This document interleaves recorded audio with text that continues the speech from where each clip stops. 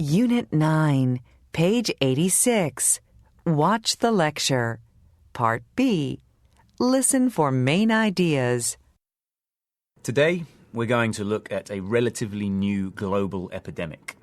Now, when most people hear the word epidemic, they think of an infectious disease that spreads quickly, like hepatitis or Ebola. However, infectious diseases are just one type of epidemic.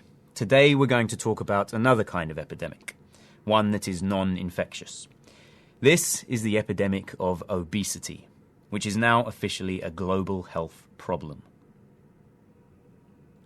Obesity is a health condition in which a person has an excess amount of body fat.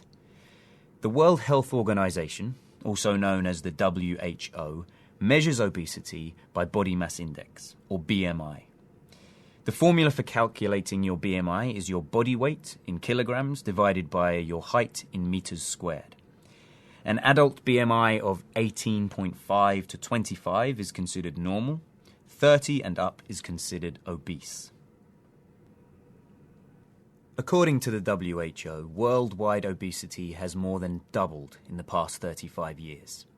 Today, approximately 600 million adults are considered obese, and obesity in children has increased sharply. One of the countries with the highest percentage of obese people is the United States, with a whopping 33% according to the National Institutes of Health. That's probably no surprise because the US, like the UK and Japan, is a developed country. But what's important to point out is that the number of individuals classified as obese is now increasing at a faster rate in economically developing countries like Brazil, China, and India. And surprisingly, the rate of increase for children in these economically developing countries is 30% greater than in developed countries. So, that's what's going on. The world is putting on weight at an alarming rate.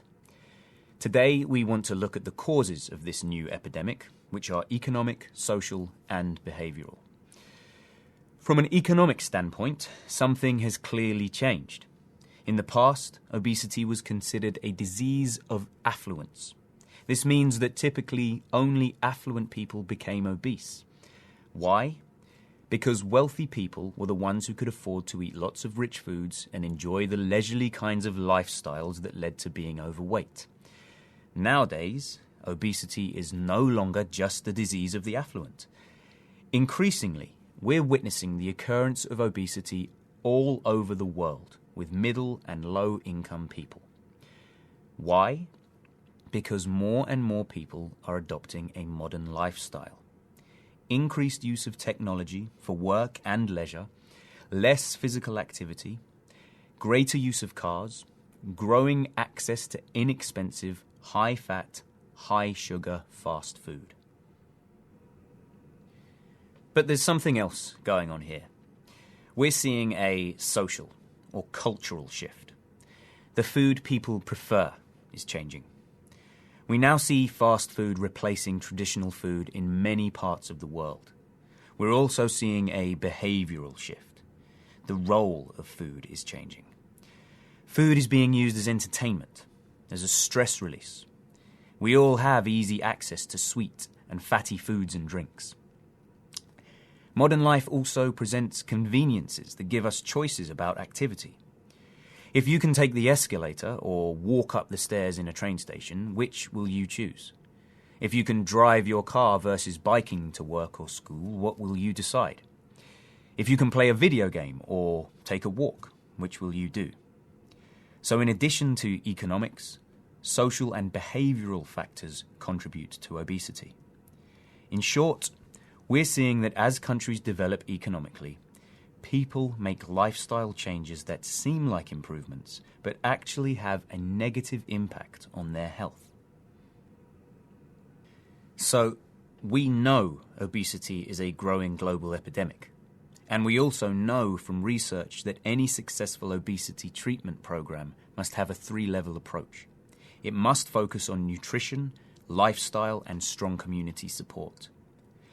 So, what can and are public health workers doing to respond to this epidemic?